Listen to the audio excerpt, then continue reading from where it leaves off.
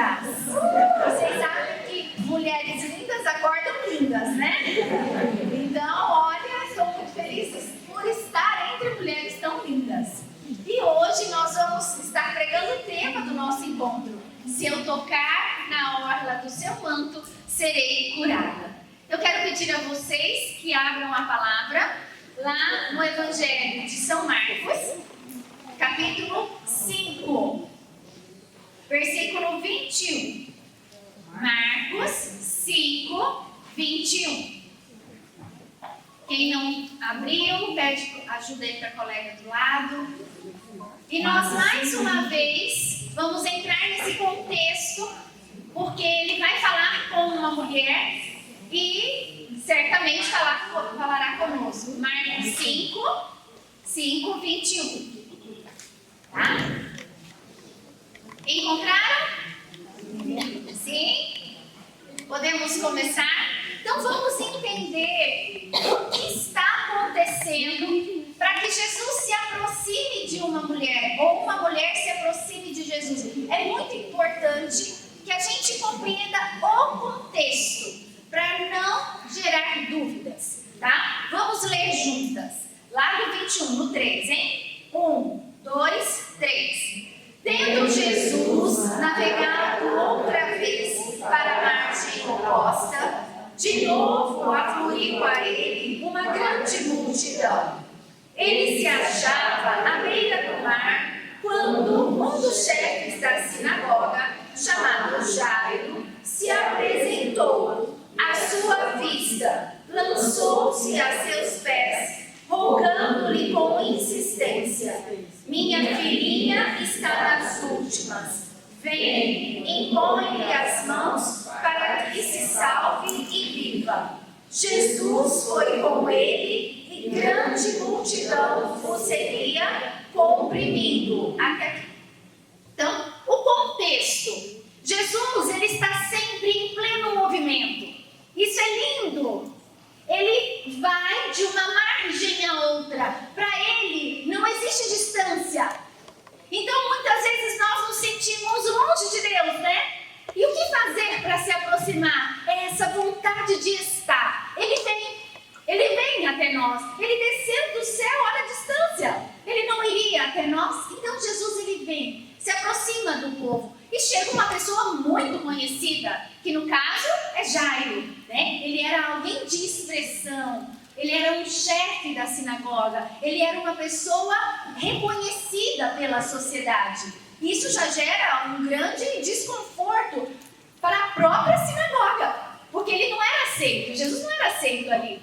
Então as pessoas já se aproximam para saber o que vai acontecer. E quando Jairo pede ajuda para Jesus, junta muita gente, porque aquelas pessoas querem ver o milagre.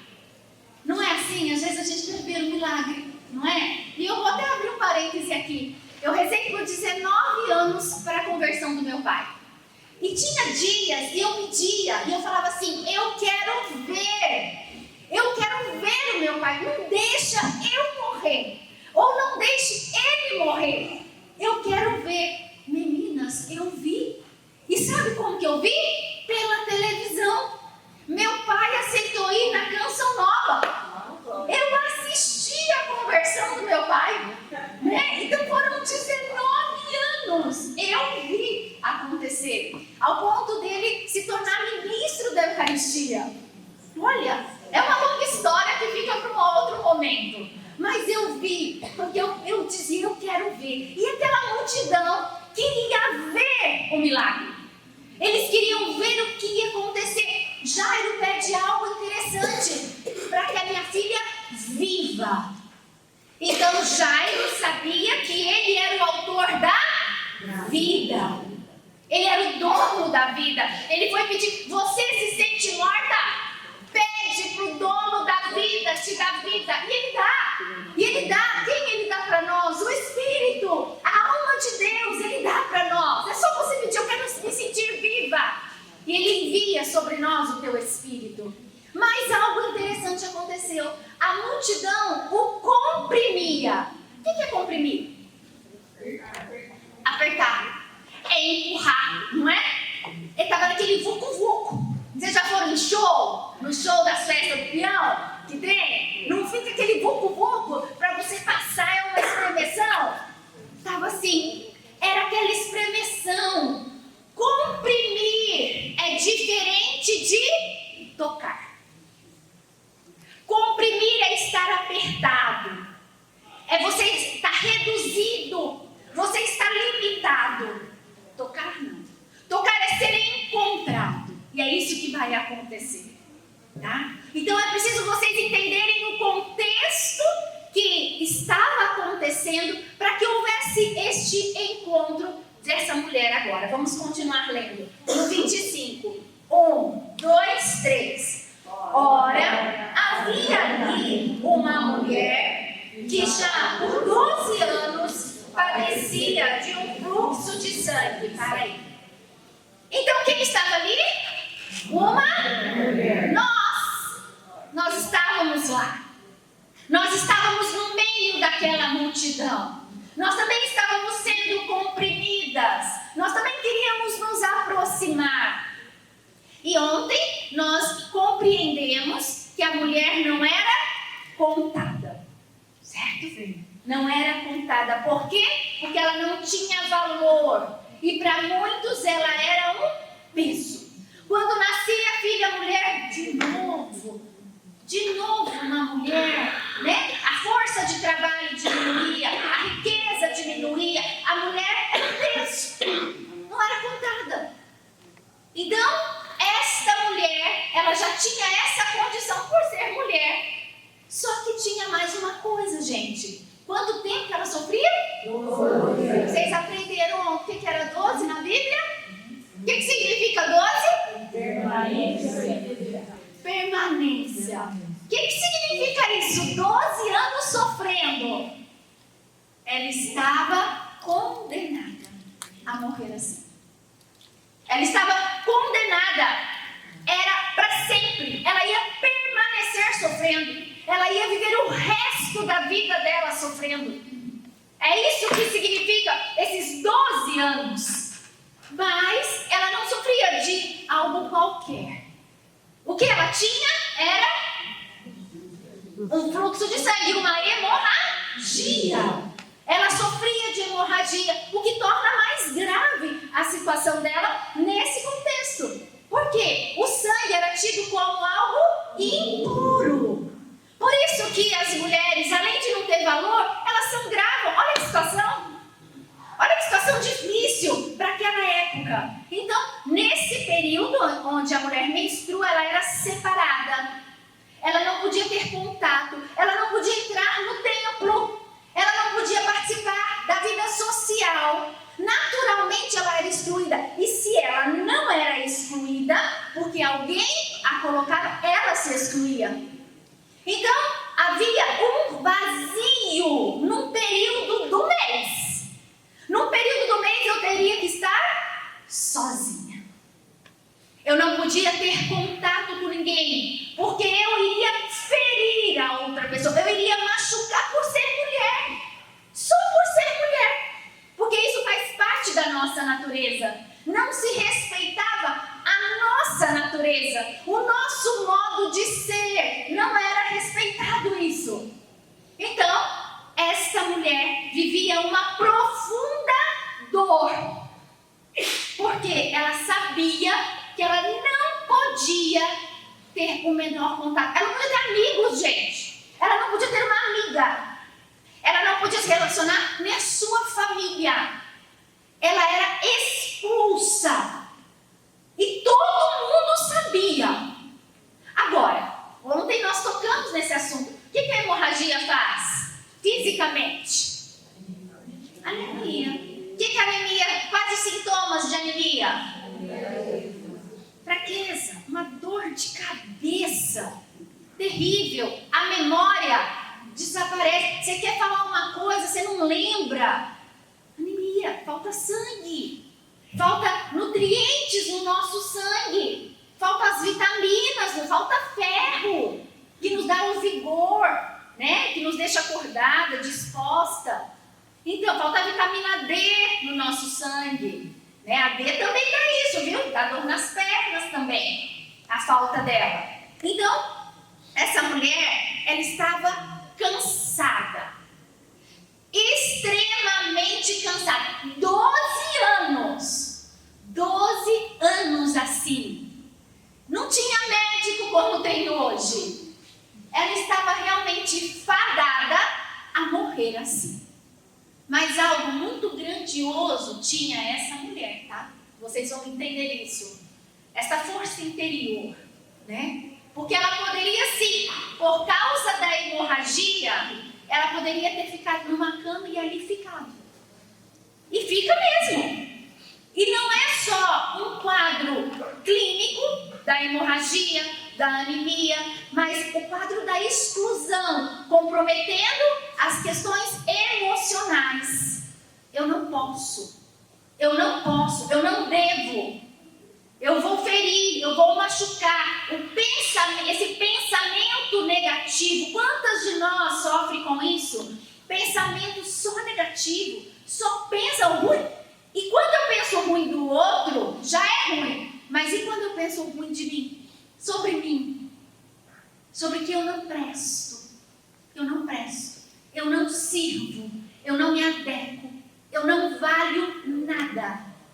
Isso é suficiente para deixar qualquer mulher na cama. Mas ela estava lá, no meio dessa multidão. Aonde ela arrumou força? Aonde que ela arrumou força? Na fé. E nós vamos entender por que a passagem termina com a fé. A força dessa mulher era a fé. Mas eu vou deixar para falar na hora. Vamos lá, no 26, vamos ler juntos. 1, 2, 3 e... Sofrera muito nas mãos de vários médicos, gastando tudo o que possuía, sem achar nenhum alívio. Pelo contrário, piorava cada vez mais. Até aí. Então, ela tomou uma atitude? Ela teve uma atitude? Teve. Ela foi aonde? Foi no médico. Vocês já foram no médico procurar a solução? Já? E quantas vezes a gente vai e não tem solução? Quantas vezes você vai e fala assim, não tem o que fazer. Eu estou com um caso lá em Macatuba de uma criança. Minha especialização é obesidade em adultos. E agora a obesidade infantil está surgindo aí. Um problema público. E aí uma mãe veio me procurar. Eu trabalho com uma equipe. E eu fui na minha equipe. Fui lá no endócrino, fui lá na Nutri, na psicóloga, conversar. Gente, estava chegando criança. Sabe o que elas disseram? Nós não pegamos. Não pega. Procurei em Bauru, não pega. Botucatu, não pega. O que eu faço com essa criança? Só em Campinas. Vejam, não posso chegar para essa mãe dessa criança e dizer, não tem solução. Seu filho vai ser fadado a ter colesterol alto, tem 11 anos, colesterol alto, diabetes, problemas cardíacos, problemas articulares. Entende? É uma realidade. O que essa mulher viveu é o que a gente vive quando a gente busca uma saída, principalmente na nossa saúde, e a gente escuta aqui, não tem jeito. Já fiz de tudo. Pensa, é uma mulher em fase terminal. É fase terminal isso aqui.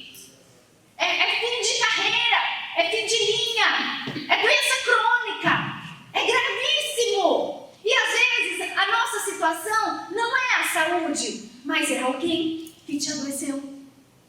É alguém que exerceu sobre você um domínio afetivo e te prendeu.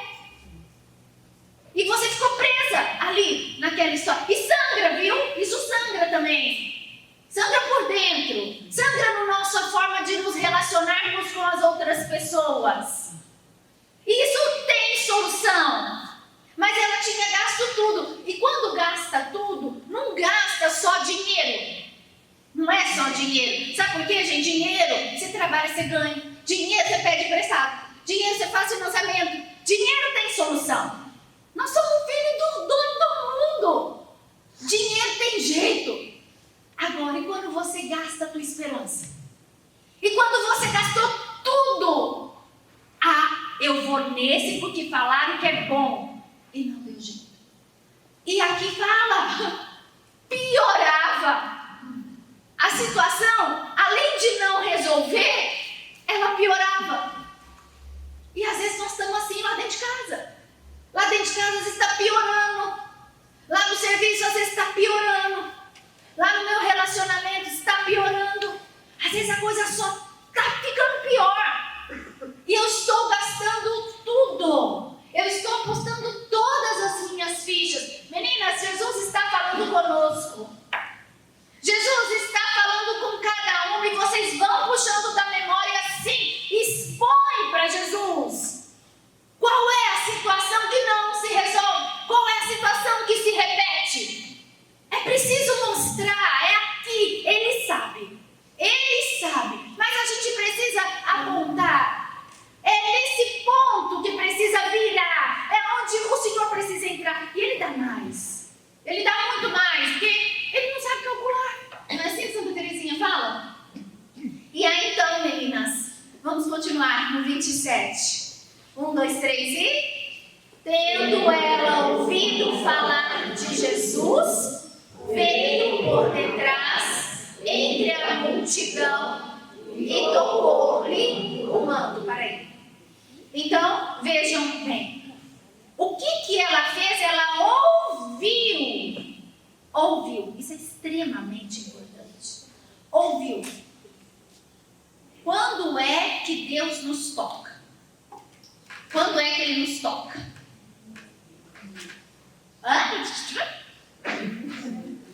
Quando Ele nos toca? Quando a sua palavra entra pelo nosso ouvido.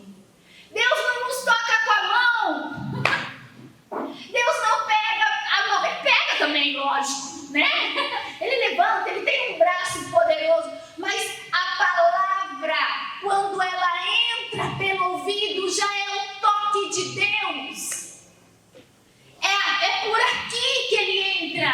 Ela ouviu falar, ela nunca tinha visto. Não foram os olhos que viram. Ela escutou falar daquele Senhor que já era a promessa. Era um cumprimento da promessa, o Messias, tão esperado. Diante de uma realidade tão sofrida, Ele viria e salvaria o teu povo, porque em nenhum outro há salvação. Não existe. Um homem não se salva a si mesmo. Malemar, a gente salva o filho, olhe lá. É só Ele. E ela escutou, ela ouviu falar. E ela já tinha tentado tudo. Às vezes, Deus é a última saída. Não é? Às vezes você tenta. Não, agora então eu vou rezar. Não é assim? Pena. E a gente tem Ele sempre. Sempre. Eu tenho uma filha, como eu falei para vocês, que ela é freira. E ela é carmelita, lá que fica enclausurada. E essa minha filha, ela é deficiente visual. Mas ela não é cega total, ela tem baixa visão. E o Carmelo é uma ordem muito fechada, onde elas são completamente independentes e não aceita deficiente visual. Então, o fato, um outro momento a gente conta a história, mas o fato dela entrar no Carmelo é algo grandioso demais. Nem sei se existe outra pessoa com deficiência visual dentro de Carmelo. E quando eu fui levar, nós fomos levar o meu filho para o seminário, nós chegamos na cidade e tínhamos que atravessar uma rua. E aí, na hora que nós colocamos o pé assim na rua, o semáforo fechou. Então, o meu filho segurou ela assim, pôs a mão assim, porque ela não viu que o sinal fechou. E ela deu aquele impulso e voltou. Ela disse assim: ai, como eu queria entrar no Carmelo enxergando. Meu filho disse assim para ela: para quê? Se para ver a Deus eu preciso fechar os olhos. Ele está dentro! Ele está dentro! Existe uma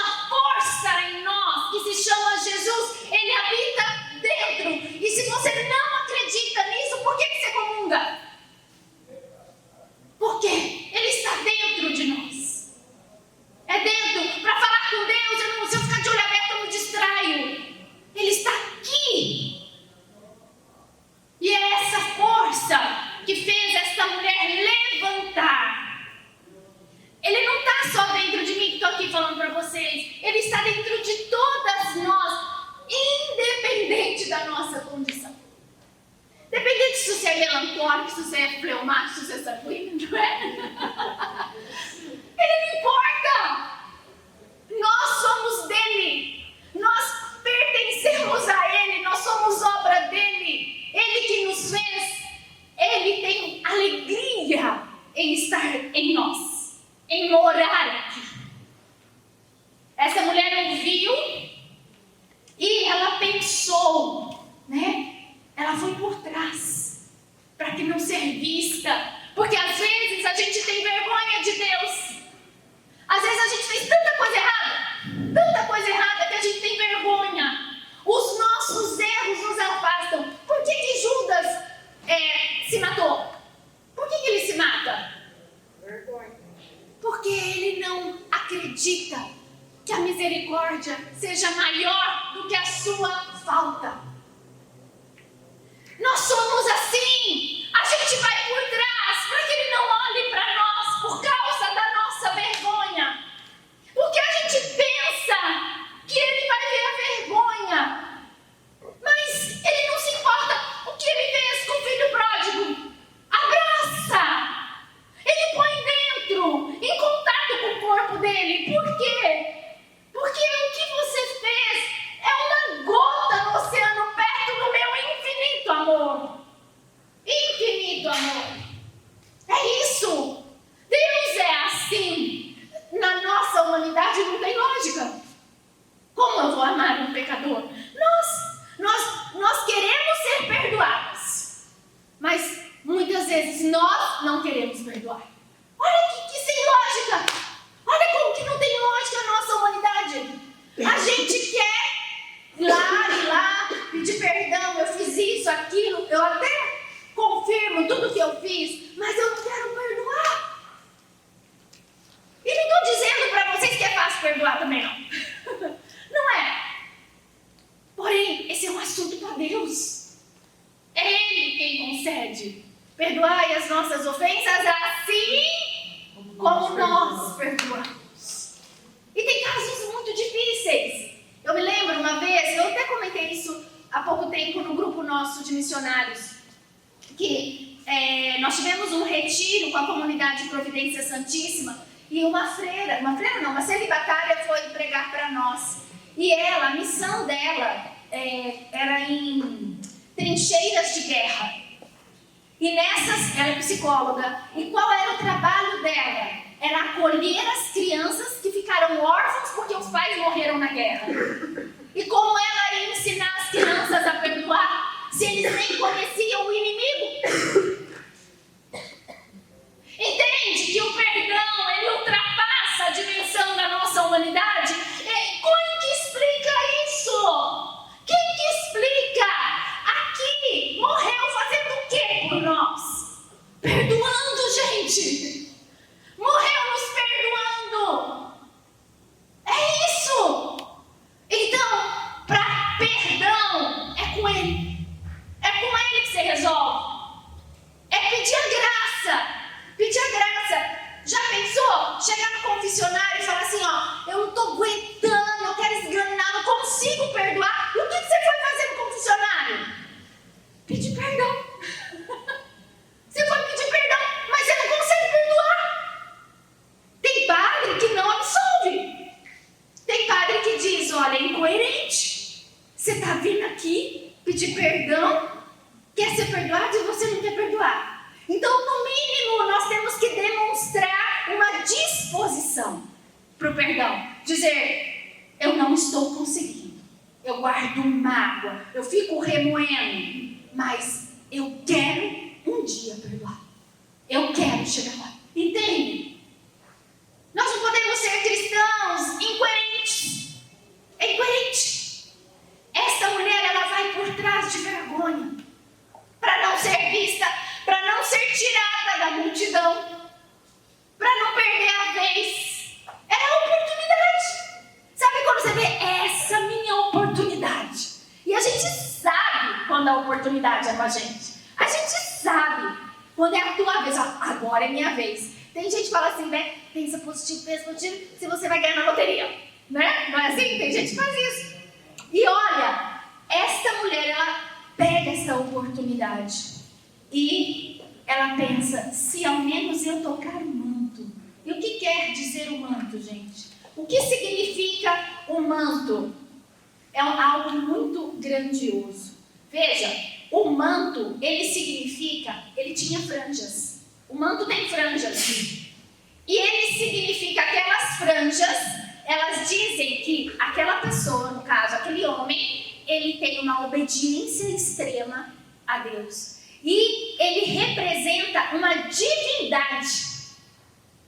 Ele é uma ligação entre Deus e o homem. Aquele homem tem um poder divino. Aquele homem tem uma autoridade espiritual. Ele tem um poder de ligar e desligar. Então, se ao menos eu encostar nesse poder, nessa autoridade, se eu chegar lá perto, se ao menos eu conseguir isso. E este pensamento salva a mulher. Esse pensamento positivo, essa estratégia. Quantas vezes nós, no nosso pensamento, bolamos estratégias de maldade? Nós ficamos matutando o que nós vamos fazer com a vizinha, né? Me perturba. O que eu vou fazer com o colega do meu trabalho? Que eu vou dar. Quantas vezes o nosso pensamento maquina estratégias para se vingar? Essa mulher, ela estava com um pensamento positivo, voltado para a cura, voltado para receber a vida. Se tem uma coisa que Deus não nega, é amor e vida. Ele não nega isso. E aí então, vamos para o 28. 1, 2, 3 e... Dizia ela consigo, ainda que seja na orla do seu manto, estarei curada. Então vejam, o pensamento que reflete a atitude. Se eu for uma mulher livre, terei condições de viver feliz. E eu vou buscar o quê? A minha liberdade. O que te prende? Tem um santo, chama São Rafael Arnaz. Eu amo esse santo. Ele foi diabético, viu? Quem tem diabetes pede intercessão de São Rafael Arnaz. Esse santo, ele diz assim: é mais fácil ser santo do que ser engenheiro, do que ser arquiteto. Ele é arquiteto. Ele diz, é mais fácil. Por quê? Se existe alguma coisa que me prende, é simples, solta. Solta. Aquilo que te prende, solta. É o teu pecado? É o que fizeram contigo? Solta. Pronto. Ele diz assim, e pronto. É a tua história? Pronto. Solta. Abandona. Se coloca nas mãos de Deus. E de fato, né? Se tem apego, tem sofrimento. Não esqueçam isso. Se tem apego, tem dor. Às vezes nós estamos apegados à nossa história de dor. Não solto essa história. Eu não consigo ser feliz, não consigo fazer ninguém do meu lado feliz, porque eu estou presa num fato, numa situação, e muitas vezes por falta de perdão, né? Porque se vingaram, porque te machucaram. Mas ela pensava, se ao menos eu tocar. E esse pensamento levou ela a se colocar em movimento. Um movimento positivo. Um movimento bom. Ela entrou em movimento. Tudo que é parado, estagnado, estacionado, não é do Espírito Santo. Se nós estamos paradas numa história, num momento da vida, numa situação, não é do Espírito. Aí é uma escolha. Você quer ser do Espírito? Sim ou não? Santa Joana d'Arc, quando ela foi condenada à fogueira, quem confessava ela era o bispo que condenou ela. Então ele sabia os medos dela. E ele sabia que ela tinha pavor de fogo. Olha a maldade. E aí então ele diz assim, para dar uma última chance a ela: Joana, é a sua última chance. Dependendo da sua resposta, você vai ser condenada ou não. E ele diz: me explique como você sabe que se você está no Espírito ou não. Ela disse assim: se eu estiver no Espírito, que Ele me mantenha. Se eu não estiver, que Ele me recoloque. E aí, porque ela era uma mulher do Espírito, Ele condena ela à fogueira e pede para a chama ir bem fraquinha, para ir queimando devagar. Vejam, o movimento. É preciso colocar movimento nas águas paradas da nossa vida. Meninas, nós temos tudo. Enquanto a Marília e a, como você chama? A Célia rezavam, o que Deus colocava? Batismo. O batismo, Rafael. Você é batizada. Reza como uma batizada. Existem águas batismais dentro de você. Pede para o Espírito revolver as águas batismais. Pede para Ele colocar em movimento as tuas águas paradas. Nós ficamos como água parada. O que a água parada dá? Dengue. Chikungunya. Água parada adoece. Você está parada? Está parada numa situação? Pede para o teu batismo, pela força do sacramento. Revolve, movimenta. A piscina de Siloé tinha que mover para curar. Não é assim?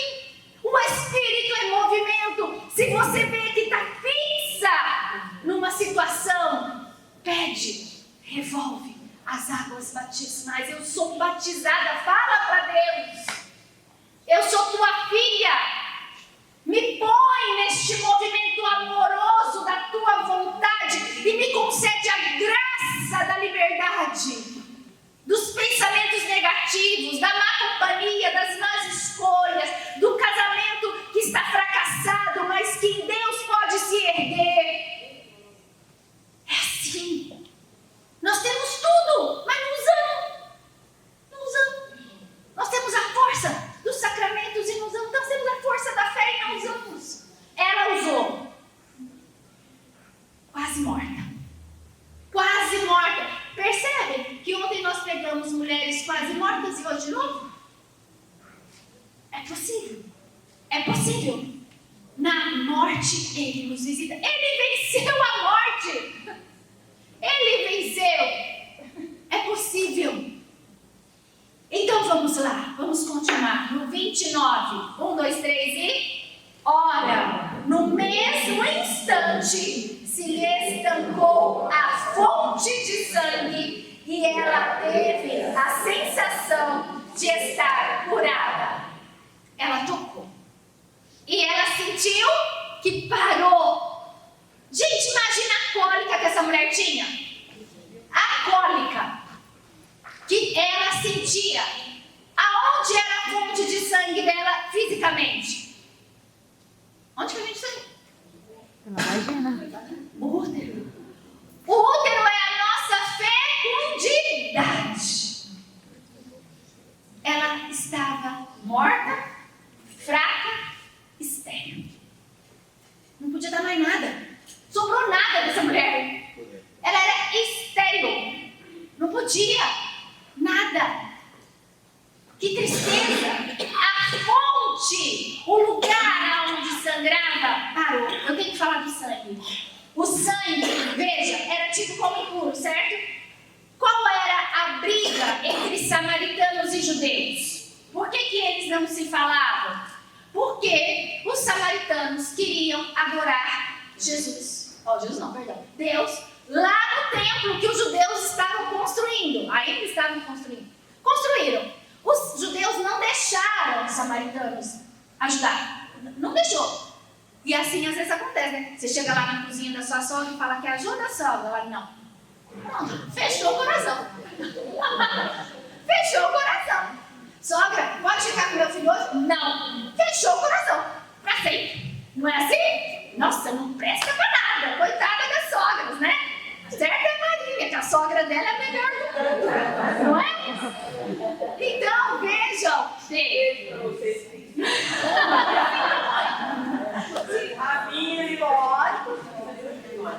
Você ajuda? Não. Exatamente. Pode ser o contrário. Dona Zélia lembrou. Chega pra Nora e fala, quer ajuda? Não. Porém, inimizade entre tu e tua sogra. E tua nora. Olha que situação.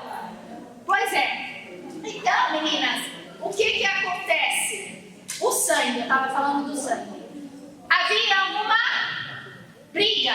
O que os samaritanos fizeram? Porque não foi permitido ajudar os judeus. Eles ficaram com raiva. Eles queriam se vingar. Porque eles queriam fazer parte daquela espiritualidade. Então eles foram lá, pegaram ossos de animais e jogaram dentro do templo dos judeus. E o que ia acontecer? A Páscoa.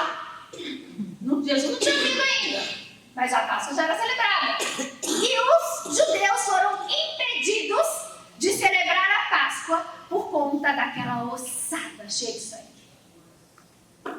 Também o samaritano foi, né? E aí então se criou ódio. Eles ficaram com ódio um do outro. Ódio ao ponto de não se passar um judeu pelo caminho da Samaria. E não era bom que um samaritano passasse pela Judéia. E se passasse, encontrasse um ao outro, eles se matavam. Entenderam agora por que da parábola do bom samaritano? Que quem vai ajudar aquele homem é um samaritano. Entendem por que Jesus conta? Porque eles eram inimigos. Por causa do sangue. Gente, tem muito mais coisa para falar disso, mas deixa para outro dia, né? Quem derramou o sangue? Até esgotar. Se o sangue nos torna impuros, ele derrama o sangue dele para nos tornar puros. Entende? Porque o sacrifício é cruento. Entendem por que tem um derramamento de sangue? É lindo demais a palavra de Deus, dá para falar disso um monte. Esse sangue que separava as pessoas, que separava as mulheres, que tornava impuro, que impedia de purificar, de entrar no templo, que fazia povos inimigos, é pelo sangue dele. É o sangue dele que une tudo de novo. Por isso que a gente tem que rezar pelo poder do sangue de Jesus. É o sangue. Por isso que Isaías fala: sereis lavados e alvejados no sangue do Cordeiro, e ficareis branco, mais branco do que a neve. Entende? Entende por que essa mulher foi tocar nele? É como se naquele toque houvesse uma transfusão de sangue. E o sangue dele cura, estanca, imediatamente, a palavra fala. É instantâneo. Já serve hoje? 3 minutos? Nem isso durou. Parou. E ela não comprimiu Jesus. Ela tocou. Olha que interessante. A compressão esmaga. Você toma um comprimido. Por que chama comprimido? Porque ele é amassado. É um pó, um tanto de pó, que é socado para ficar impactado, para ficar fácil de ingerir. Essa multidão estava fazendo esta compressão, reduzindo o círio de Nazaré, que as meninas, a Marília falou que a Lucimar fez o círio lá. O círio é uma compressão, tem uma corda, as pessoas vão... Gente, você desafia as leis da física, que 2 pessoas não ocupam o mesmo lugar. Mas ela toca. O toque é suave. No meio daquela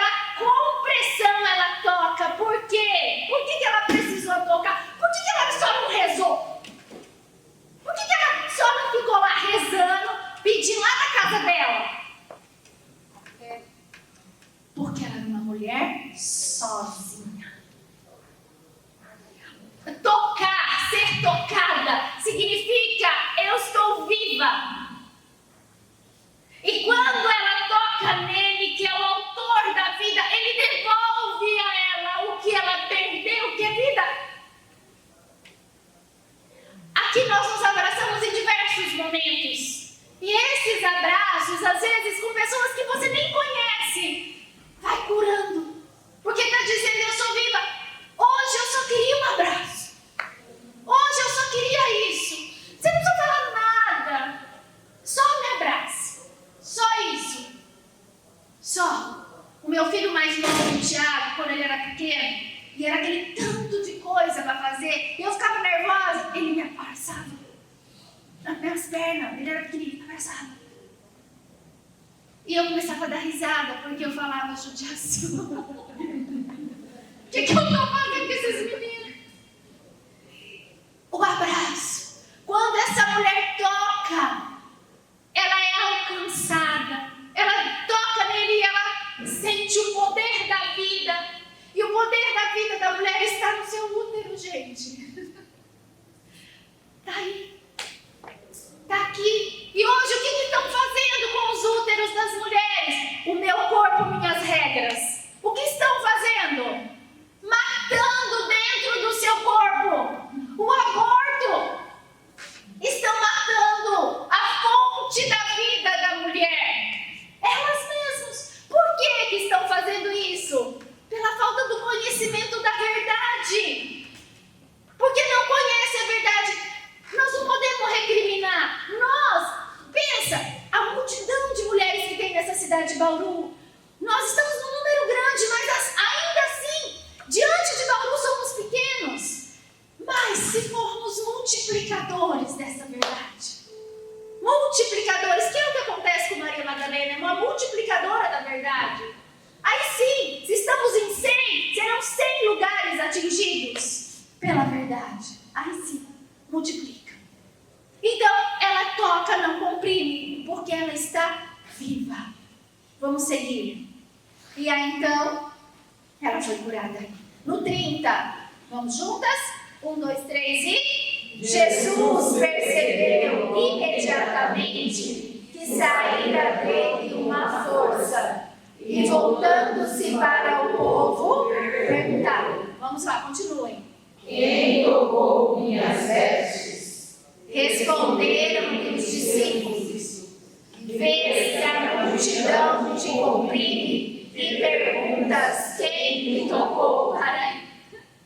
É engraçado, né? É interessante, parece até que tem uma discussão, não parece? Você está lá no vucu-vucu, quem que me toca? Você não está vendo? Não é assim? E é mesmo, no meio do fuzuê, você tenta dar uma má resposta, não dá? Eles devem ter uma má resposta para Jesus, você está vendo, está todo mundo te apertando, não sei quem que vai te tocar. Mas por quê? Porque Jesus sente. Ele sente que não. Gente, é muito grandioso isso. Deus é onipotência. É uma força que sabe de tudo, de todos ao mesmo tempo. A nossa capacidade não mede isso. Porque apesar de sermos mulheres que fazem 1000 coisas, nós não temos a capacidade de ter o controle de todas as coisas. Ele está no controle. E ele consegue saber o que se passa dentro de todas nós. E ele sabe quando é de verdade o nosso clamor. Um dia, eu fico com as crianças do grupinho de oração. Sou ministra para criança, no grupinho de oração lá em Pacatu. E aí, um dia, falando da oração, eu perguntei assim: Jesus ouve todas as orações, crianças? Todo mundo no coro? Sim! Eu disse: e por que ele não atende a todas? Tem silêncio. Virou o Otávio, 6 anos. Tia, ele deve estar muito ocupado, né? Nós temos que ter paciência. Aí nós demos risada, mas não é isso. Certamente a mãe deve falar: calma, Otávio, estou ocupada, né? E ele respondeu aquilo que ele vive. atende a todos. Por quê? Ele nos atende na medida da sua vontade. Você já pensou se a gente fosse Deus por um dia? Que desastre! Que desastre! Que seria? Não é? Não é? A nossa dor, é isso que esse evangelho fala. A nossa dor é o caminho da nossa libertação. É aonde dói que nós seremos livres. Eu não quero essa cruz. Eu não quero essa dor. Entende? Quer jogar fora a oportunidade de libertação. É isso. Quando eu não aceito que fizeram isso comigo, eu me debato. É neste momento. A dor, ela não é gostosa. Mas nós precisamos saber olhar para que nós possamos abraçar a nossa cruz. Porque ela é o caminho da nossa santificação. É só você que vai saber. E Deus. Como? O que essa dor pode transformar em mim? O que essa dor pode fazer comigo? Me tornar a mulher que eu tenho que ser. Se Judite tivesse dado bola para a dor, ela não teria ido lá e brigado, falado pelo povo dela. Ela teria sucumbido. E muitas vezes a gente deixa a dor nos sucumbir. A gente afunda na dor. Gente, ele não morre assim, ó. Ele morre assim. Em pé, abraçando a dor. Tem um santo teólogo que vai dizer assim, que Nossa Senhora, ela tinha tanta certeza da missão do filho dela, que se não houvesse um buraco para cravar a cruz, ela pediria para a cruz ser cravada nela. Eu não quero que meu filho sofra. Para com isso. Para. A dor é um caminho de amadurecimento, de libertação. Precisamos transformar a forma de olhar para a dor. Sabe o que acontece aqui, meninas? Sabe o que acontece aqui? Aqui é o proto-Pentecostes. Aqui é antes do Pentecostes. Sabe o porquê que é aqui? Porque aqui, a primeira vez que Ele nos dá o seu Espírito, Ele expira, morre e nos dá o seu Espírito. Aqui é o primeiro Pentecostes. Entendem por que Jesus na oração como chama? Da sua oração? Da Célia. Por que na oração da Célia e da Marília elas pediam o Espírito Santo? Porque é na dor que nós encontramos o Espírito. O Espírito está aqui. Não é só na hora que a gente está aqui, ó. As meninas dão músicas maravilhosas, por sinal, cantando, e a gente, o Espírito de Deus. Não! É lá no entrave do dia a dia. É lá dentro de casa, é lá na tua história, que Ele oferece o teu Espírito. Por isso que vai dizer, é preciso que eu vá. Jesus diz isso, é preciso que eu vá, para que Ele venha, virá o Paráclito, virá a promessa. Entendem? É uma sequência, porque Ele vai entregar a força dEle, a alma dEle para nós.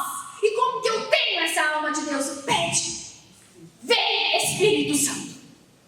Vem. Está doendo? Vem. Porque Ele nos dá o Espírito no momento doloroso.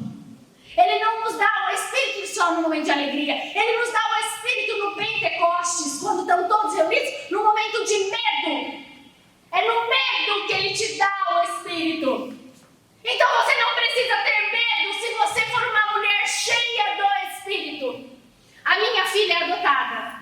Eu já estou saindo, vocês me falam a hora, tá? Já perdi as contas. A minha filha é adotada, adotei ela com 5 anos quando eu estava na missão no Pará. tida como cega. E quando eu fui chamada para ser professora de natação dela, e quando ela vinha vindo para eu dar aula, eu queria saber o quanto ela enxergava. Eu fazia assim, vem Bárbara, vem. E ela tinha um problema na coluna, foi por isso que eu fui chamada, e ela andava assim, ó, para me ver aí. E eu dizia, eu tô com medo. Mas deixa vir, deixa o Espírito vir. E eu vou dizer para vocês, eu não me arrependo, já tinha os 2 meninos. Se eu não tivesse adotado ela, eu não veria a glória de Deus na minha casa. 2 filhos religiosos e um no caminho, fazendo discernimento se vai ser padre ou não. Eu não veria. Se eu tivesse me fechado a graça, eu não veria. O nosso útero fecha assim. Ele fecha, ele sangra, ele se torna infértil e improdutivo da graça de Deus. Ele fecha quando nós não queremos o Espírito, quando nós não queremos a ajuda do Espírito, quando nós queremos ficar na dor, mastigando, culpando o outro de ter nos feito sofrer. Culpando. Se essa mulher tivesse culpado a sociedade, ela não estava errada. Porque eles excluíam ela. Mas ela não ficou. Ela foi atrás da vida dela. Vai atrás da tua vida. Vai buscar a tua vida. Não deixa você morrer. Não deixa você sucumbir. Vai atrás da tua alegria. Vai, busca. Insiste. Pede se ao menos eu conseguir te alcançar. Se ao menos o Senhor me olhar. Pede isso. Ele vê, gente. Ele vê. Nós não estamos falando de uma pessoa morta. Nós estamos falando de um Deus vivo. Ele está vivo. E Ele promove vida. É isso que aconteceu aqui. Vamos continuar. Vamos lá. 32. 1, 2, 3 e ele olhava em derredor para ver quem o fizera. Ora, a mulher, atemorizada e trêmula, sabendo que nela se tinha passado, veio lançar-se a seus pés e contou-lhe toda a verdade. Até aqui. Meninas, imagina o desespero dela. Ela sentiu que foi curada. Tô livre. O que ela podia ter feito? Sai correndo. Vou dar no pé, consegui o que eu queria. Não é assim? Não foi isso que os 10 leprosos fizeram? Sim. Foi embora 9, só voltou um para agradecer. Conseguimos o que ela queria, ficar livre da lepra. Goodbye, maior. Ela podia ter dado no pé, mas ela ficou. Ela ficou, sabe por quê? A verdade, ela é atraente. A verdade é de uma beleza. Esqueci o nome do santo que diz assim: a beleza salvará o mundo. A beleza. Sabe o que significa a palavra bom pastor? Vocês sabem? O bom, a palavra bom em grego. Gente, eu fui na Grécia. Gente, falar grego é grego mesmo. Falar pra vocês. Até o inglês dos gregos é grego. Até lá eu entendi porque fala, tá falando grego. Jesus não entendia nada. Mas é lindo, lindo. Sabe o que significa bom?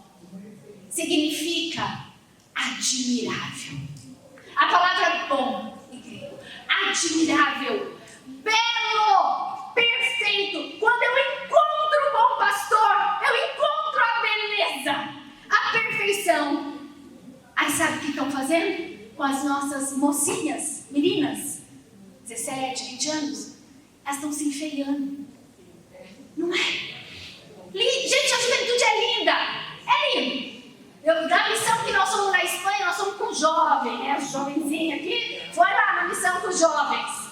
Aquelas meninas, como chama? As alemãs, lindas. Não precisa nem de maquiagem, sabe? Mas estão se enfeiando. Os moços, os meninos, lindos, se enfeiando.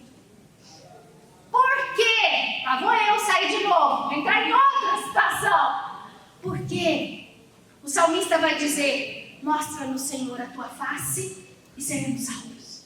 O que fizeram com a face de Jesus? Esbofetearam. É lindo, não vou pedir para abrir, né? Que senão a Marília me esgana. Mas é lindo. Quiseram desfigurar a face. Por quê? Por quê? Porque se nós não tivermos o rosto, nós não temos a identidade. Não é assim? Não é? Eu identifico. Não tem aquelas brincadeiras, olho de quem? Não tem na televisão? Pois é. Identifica. Quando cobriram a face de Jesus, porque é assim que está na palavra, uma outra vez eu venho para nós falar só da Sagrada Face, quando tampam o rosto, é para tirar a identidade da humanidade. O nosso Deus é humano. Ele é humanizado. Olha que coisa linda.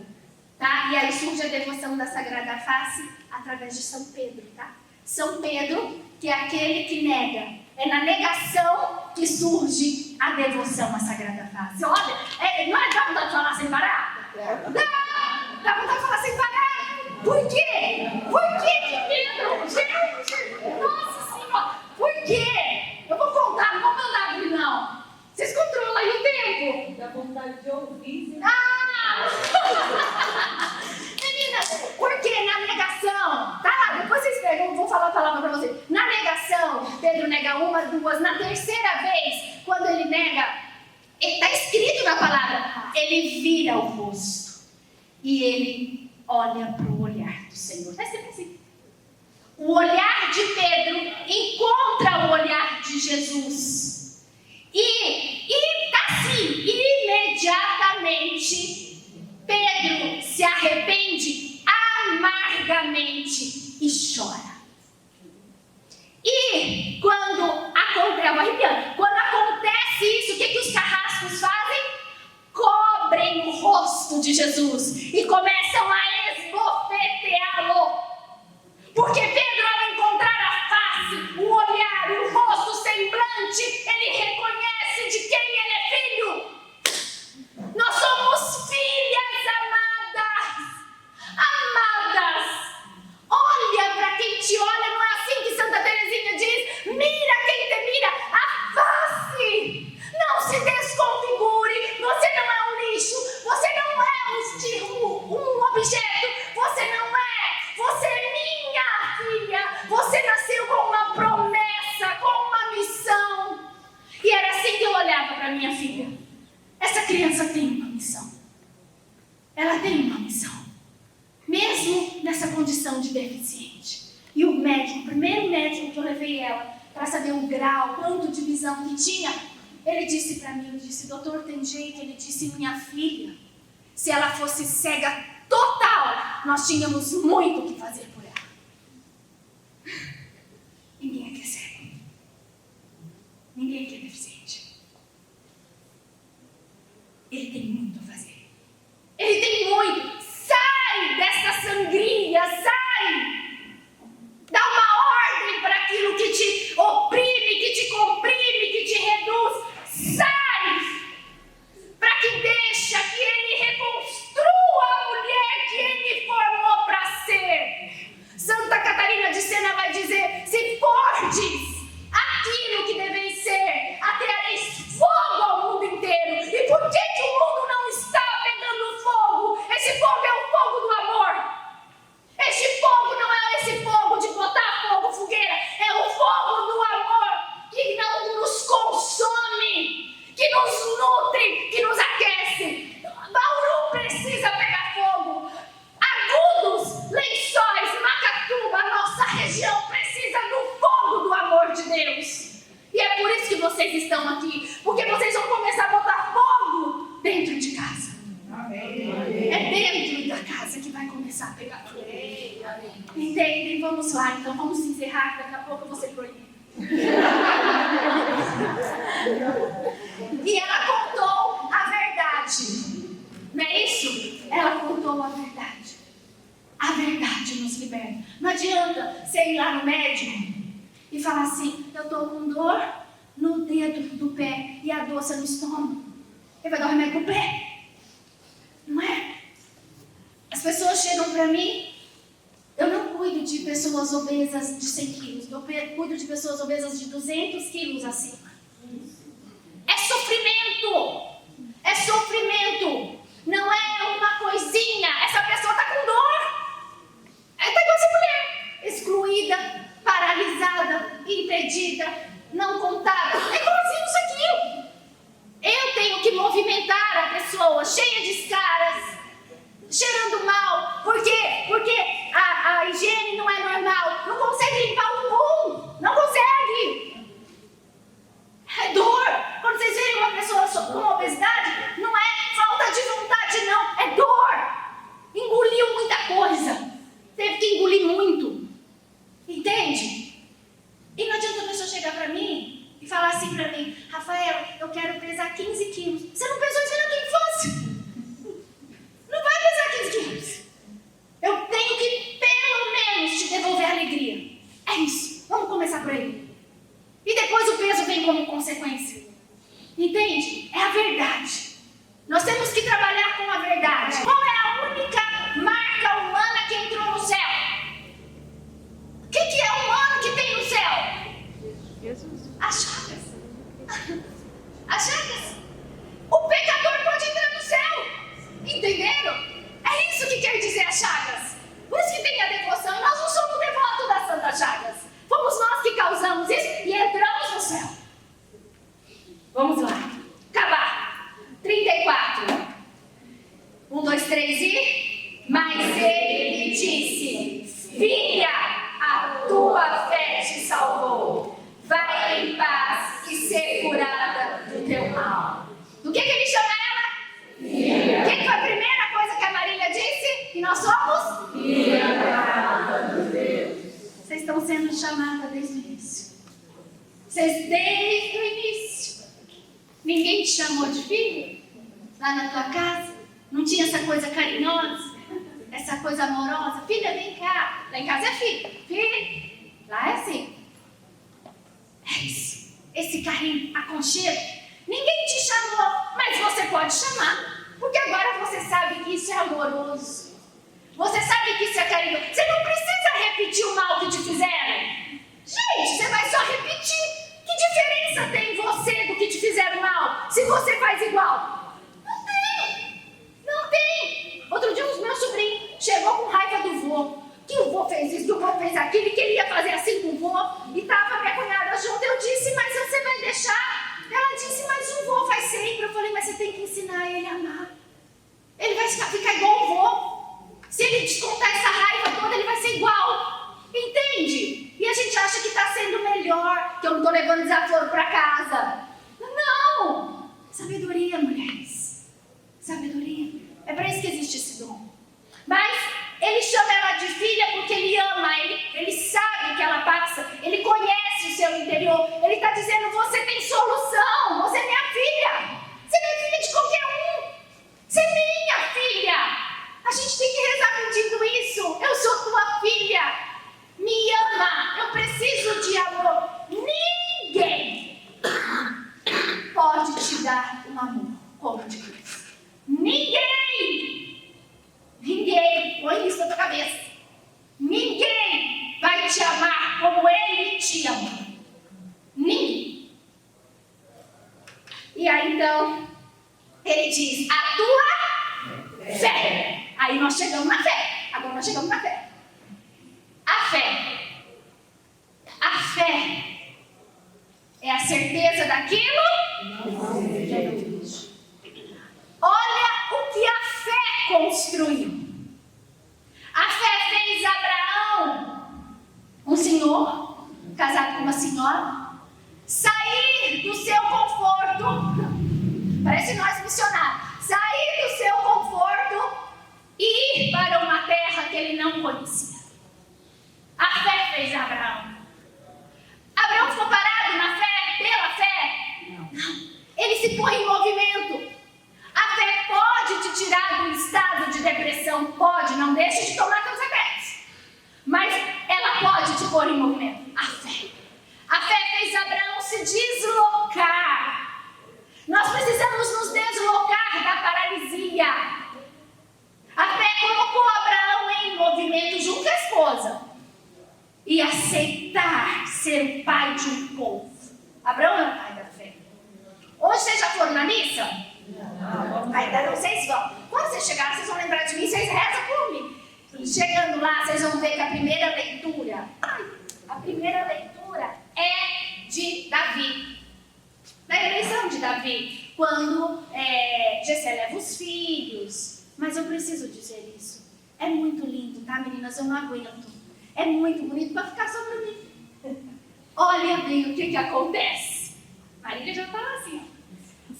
Olha o que acontece. Olha o que a fé faz com Davi. Deixa eu ler isso para vocês. Que eu acho que eu vou morrer. Abre aí. 1 Samuel 17. Abre correndo para a gente acabar. Olha o que a fé fez. Página 322 da Ave Maria. 1 Samuel 17, 34. Não, 1 Samuel 17, 31. Gente, abre aí. Vai. 1 17, 31. Gente, nós temos que ler junto, se emocionando com esse momento da história. Se colocando nesse momento, porque é demais. Parece que a gente vai ter um negócio. Bora! Samuel? O 1 Samuel 17, 31. Deixa eu daqui, Vanessa. Achou? É Samuel aqui no antigo. Número 1 Samuel 17, 31. Vocês nunca mais esquecerem quem é o nosso Deus. Quem que é ele? 1 Samuel 17, 31. Então, todo mundo aqui sabe a história de Davi, sabe que ele era o caçula, o menor. Ele era bonito, não era feio, não. Era um ruivinho dos olhos claros, um mocinho tipo tipinho. Vocês vão ver que na primeira leitura hoje vai falar que ele era um tipinho, bem bonitinho. E aí, olha bem, Davi não foi para a guerra. Foram os irmãos de Davi para a guerra. Foram 2 irmãos para a guerra. Davi estava na casa dele. O pai dele fala assim: Davi, vai lá ver como estão seus irmãos na guerra. Leva uma coisinha para eles comerem. Davi pega, junta e vai. Quando chega lá na guerra, o que está acontecendo? Golias, que era um filisteu, era muito grande, muito forte. Na hora que falava que a guerra era assim, ó, agora é guerra, eles iam guerrear, entendeu? Agora é paz, ia pra lá. Agora é guerra, e assim é. Aí falava, agora é guerra.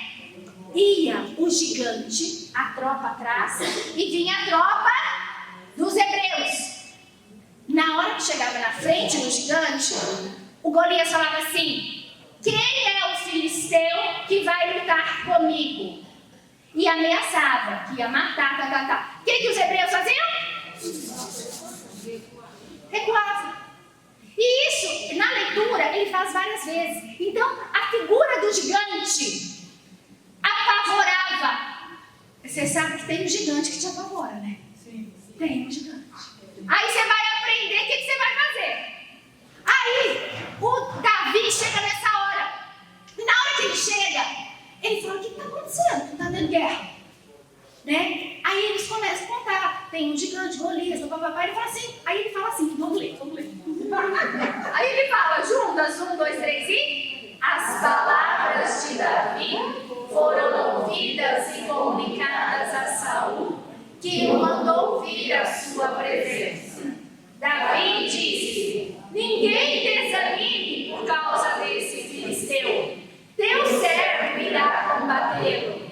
Combatê-lo tu? Exclamou ele. Não é possível. Não passas de um menino, e ele é um homem de guerra desde a sua mocidade. Peraí, então o rei diminuiu Davi, certo? Vocês entenderam? Temos assim: você sabe o teu problema, o teu gigante olha pra você e fala assim: você? E você tem medo. Aí você fica no problema, você fica no seu medo. E o seu gigante, ó, sova você, adoece você, maltrata você. Aí olha só, olha o que acontece, vamos. No 34, 1, 2, 3 e... Davi respondeu a Saul: quando teu servo passear